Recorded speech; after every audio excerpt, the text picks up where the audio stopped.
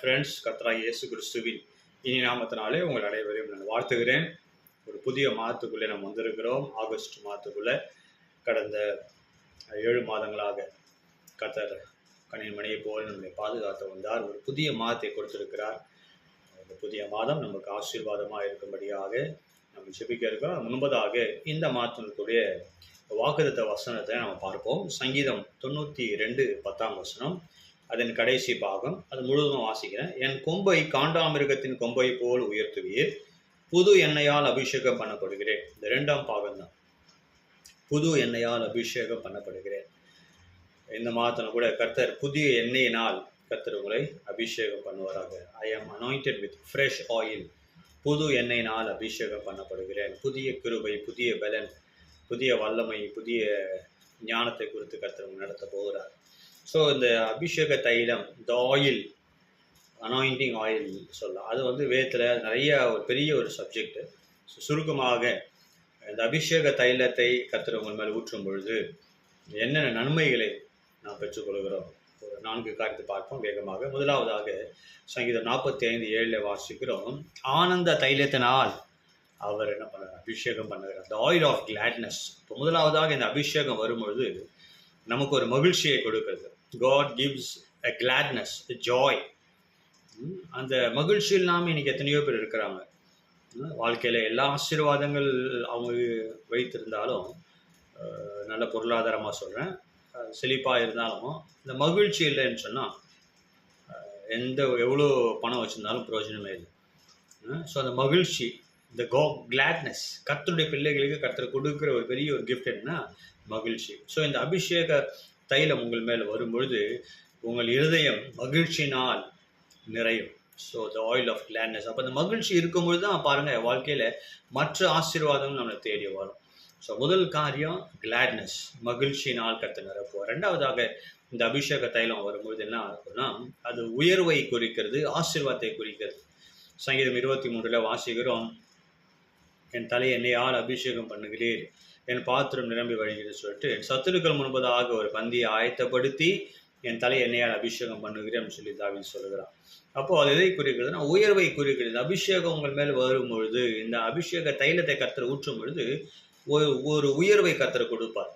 It will take you to the next level. உங்களுடைய சரீர பலத்தினால, உங்களுடைய ஞானத்தினால, சுயத்தினால நாம் என்ன நினைக்கலாம், நம்ம சின்னத்தில் நம்ம வாழ்க்கையில் முன்னேறலாம் நினைக்கலாம். ஆனால் நம்மளுடைய சுயத்தினால் நம்ம முன்னேற முடியாது, அப்படியே பலத்தினால் முடியாது. அபிஷேக தைலம் உங்கள் மேல் வரும்பொழுது ஆட்டோமேட்டிக்காக என்ன பண்ணுவோம், அது உங்களை உயர்த்தும். என் சத்துருக்களுக்கு முன்பதாக ஒரு பந்தியை ஆயத்தப்படுத்தி என் தலையை எண்ணெயால் அபிஷேகம் பண்ணது. அப்போ நான் உயர்வை குறிக்கிறது மாத்திரமல்ல, அது ஒரு ஆசீர்வாதம். ஒரு பந்தி ஆயத்தப்படுத்துகிறேன்னு சொல்கிற சங்கீதக்காரர் தாவீது சொல்கிறான். இந்த பேங்க்வெட் அப்படின்றார்.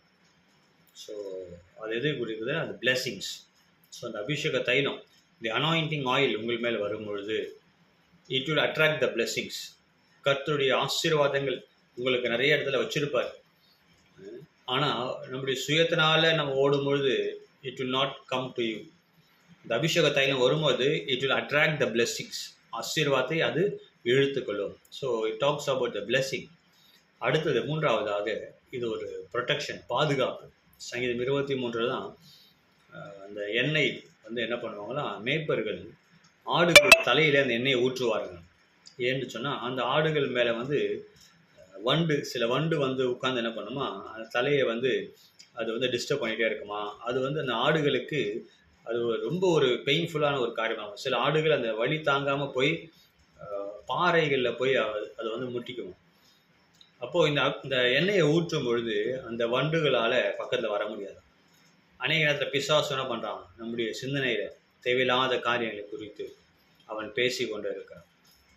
தேவையில்லாத காரியங்களை பற்றியா, அவன் வாழ்க்கை இப்படி ஆயிடுச்சு, அவன் வேலை போயிடுச்சு, உனக்கு சரீரத்தில் பலவீனம் வந்துடுச்சு, உனக்கு இந்த பிரச்சனை இருக்குது, வாழ்க்கை எதிர்காலம் எப்படி இருக்கும் அப்படின்னு சொல்லி நிறையா சிந்தனை, நெகட்டிவான காரியங்களை அவன் என்ன பண்ணுறான், கொடுப்பான்.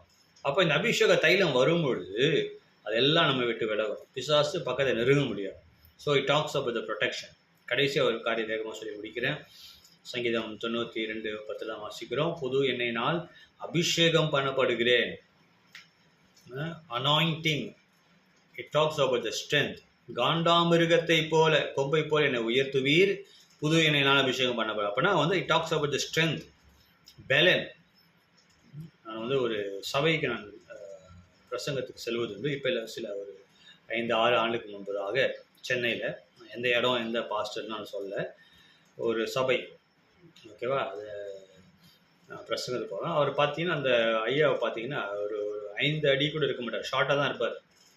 இன்னும் ஒரு 4.5 ஃபீட்டுக்குள்ளே தான் இருப்பார், இவ்வளோ தான் இருப்பார், சின்ன ஷார்ட்டாக இருப்பார்.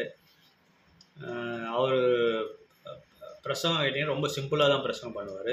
இன்னொரு டிஃபெக்ட் என்னென்னா, வார்த்தைகள் சரியாக வராது.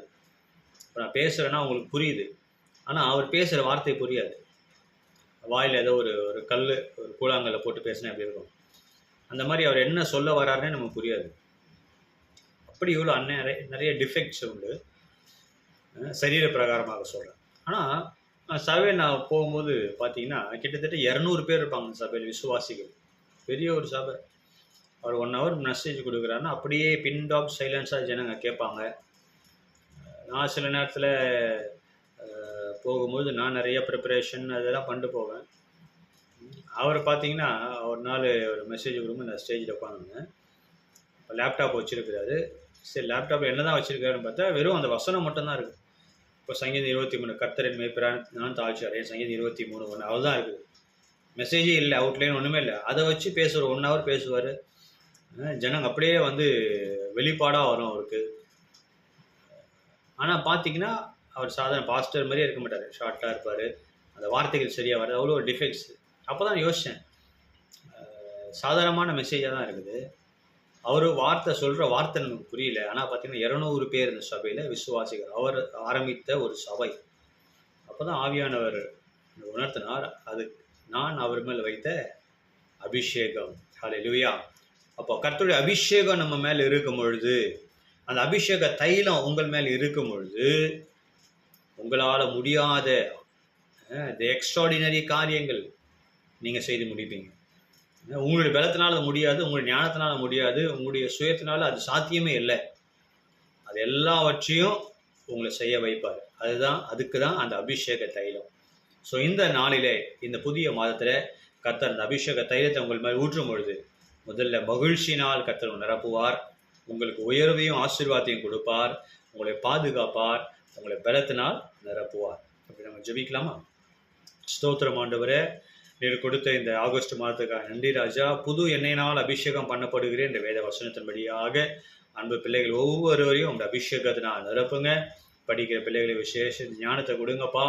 வேலை செய்கிறவங்களை ஆசீர்வதிங்க. பிஸ்னஸ் பண்ணுகிறவங்க, ஊழியம் செய்கிறவங்க, ஆண்டவரே, குடும்பத்தில் ஒரு குடும்ப ஹவுஸ் ஒய்ஃபாக இருக்கலாம், ஏசப்பா எல்லோரையும் ஆசீர்வதிங்க. முதியோர் ஆசீர்வதிங்க, சிறு பிள்ளைகள், குழந்தைகள் ஒவ்வொருவரையும் ஆசீர்வதிங்க ராஜா. இந்த புதிய மாதம் ஒவ்வொருவருக்கும் ஆசீர்வாதமாக இருக்கட்டும்.